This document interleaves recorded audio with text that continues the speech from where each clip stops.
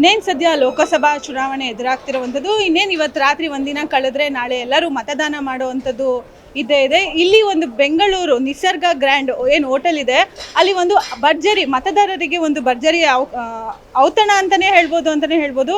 ಯಾಕಂದರೆ ಮತದಾರರಿಗೆ ಒಂದು ಭರ್ಜರಿ ಆಫರ್ ಕೂಡ ಕೊಟ್ಟಿದ್ದಾರೆ. ಬನ್ನಿ, ನಮ್ಮ ಜೊತೆ ಮಾಲೀಕರಾದಂಥ ಕೃಷ್ಣ ಅವರು ಇದ್ದಾರೆ, ಅವ್ರ ಹತ್ರ ಮಾತಾಡಿಸುವಂಥ ಪ್ರಯತ್ನ ಮಾಡೋಣ. ಸರ್, ಎಸ್ ಸರ್, ಇದೇನು ಸರ್ ವಿಭಿನ್ನವಾಗಿದೆ ಅಂತಲೇ ಹೇಳ್ಬೋದು, ಏನು ಆಫರ್ ಇದೆ ಅಂತ ಸರ್?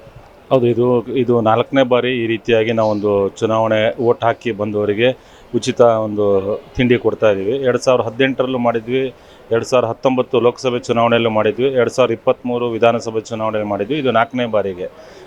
ಹಲವಾರು ಬೆಂಗಳೂರಲ್ಲಿ ಮತದಾನ ಪ್ರಮಾಣ ಕಡಿಮೆ ಆಗ್ತಾಯಿದೆ.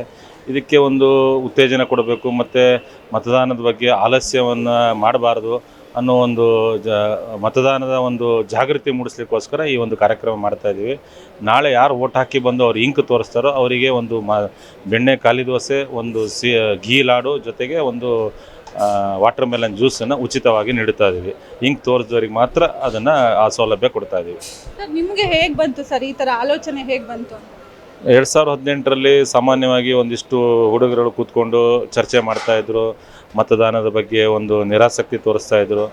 ಆವಾಗ ಅವರಿಗೆ ಇದ್ರ ಬಗ್ಗೆ ಒಂದು ಮನವರಿಕೆ ಮಾಡಿ ನಮ್ಮ ಹಕ್ಕಿನ ಬಗ್ಗೆ 5 ವರ್ಷಕ್ಕೆ ಬರುವಂಥ ಈ ಒಂದು ಹಕ್ಕಿನ ಬಗ್ಗೆ ಅವರಿಗೆ ಜಾಗೃತಿ ಮೂಡಿಸಿದ್ವಿ. ಆಮೇಲೆ ಅವರು ಅದಕ್ಕೆ ವಾಪಸ್ಸು ನಮಗೆ ನಾವು ಮತದಾನ ಮಾಡಿ ಬಂದರೆ ನಮಗೆ ದೋಸೆ ಫ್ರೀ ಕೊಡ್ತೀರಾ ಅನ್ನೋ ಒಂದು ತಮಾಷೆಯಲ್ಲಿ ಕೇಳಿದರು. ಆವಾಗ ನಾವು ಇಲ್ಲ, ನೀನು ಮಾಡಿ ಬಂದರೆ ನೀನು ಇಂಕ್ ತೋರಿಸಿದರೆ ನಾವು 100% ನಿನಗೆ ದೋಸೆ ಕೊಡ್ತೀವಿ ಅನ್ನೋ ಒಂದು ಅವ್ರಿಗೆ ವಿಶ್ವಾಸ ಮಾಡಿದ್ವಿ.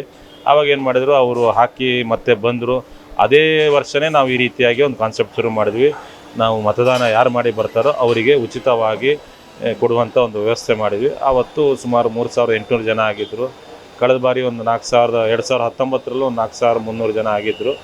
ಮೊನ್ನೆನೂ 2023 ವಿಧಾನಸಭೆ ಚುನಾವಣೆಯಲ್ಲಿ ಒಂದು 5100 ಜನ ಆಗಿದ್ದರು. ಈ ಥರ ಒಂದು ಸೌಲಭ್ಯ ಪಡೆದಿದ್ದಾರೆ. ನೋಡೋಣ, ಈಗಾಗಲೇ ಸುಮಾರು ಜನ ಕಾಲ್ ಮಾಡ್ತಾ ಇದ್ದಾರೆ, ಕರೆ ಮಾಡ್ತಿದ್ದಾರೆ ಈ ಬಾರಿ ಇದೆಯಾ ಅಂತ.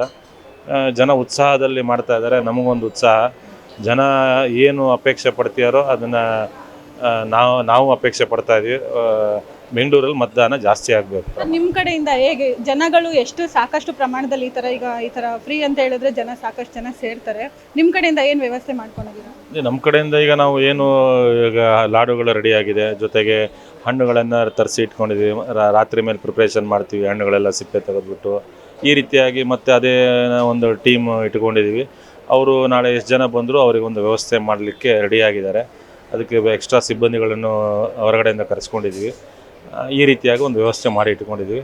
ಜನ 100% ನಾಳೆ ವೋಟ್ ಮಾಡ್ತಾರೆ. ದಯವಿಟ್ಟು ಎಲ್ಲರೂ ವೋಟ್ ಮಾಡಿ, ವೋಟಿಗೆ ಉತ್ತೇಜನ ಕೊಡಿ, ಜೊತೆಗೆ ವೋಟ್ ಮಾಡಿ ಊಟ ಮಾಡಿ ಅನ್ನೋ ಕಾನ್ಸೆಪ್ಟು ಎಲ್ಲರಿಗೂ ಬಂದು ಊಟ ಮಾಡ್ಬೋದು ಅಂತ ಜನರಲ್ಲಿ ಕೇಳ್ಕೊತಾ ಇದ್ದೀವಿ.